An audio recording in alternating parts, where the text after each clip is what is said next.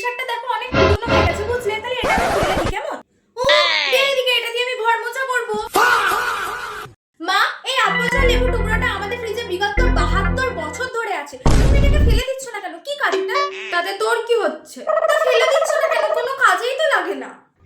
নাই কাজে লাগুক, তবুও আমি ওটা ফেলবো না। হ্যাঁ মা, এটা নিয়ে প্রায় 100 নম্বর আইসক্রিমের কৌটো আমাদের বাড়িতে জমা হলো, তা তুমি এটা ফেলে দাও না কেন? কাজ কি এই আইসক্রিমের কৌটোর? ওই ডিব্বেগুলো কত কাজে লাগবে জানিস? হ্যাঁ, অত সুন্দর কৌটোগুলো ফেলে দেবে? জমিদারের বিটি এলেন কোথা থেকে? মা, তুমি এই ব্যাগ ভর্তি জামা কাপড়ের ব্যাগগুলো জমা করে কি করবে বলো তো? ও, ওই ব্যাগগুলো কত কাজে লাগবে জানিস? অত সুন্দর সুন্দর ব্যাগ বলে নাকি ফেলে দেবে? রেখে দে এটা। মা, এই এত এত বিরিয়ানি ডিব্বাগুলো জমা করে তুমি কি করবে বলো তো? ফেলে কেন দাও না? অত সুন্দর সুন্দর ডিব্বে, ওগুলো কি কেউ কেউ ফেলে দেয়? ওগুলোতে আমি তো ভেবে রেখেছি এবার আদা রসুন বাটা রেখে দেব।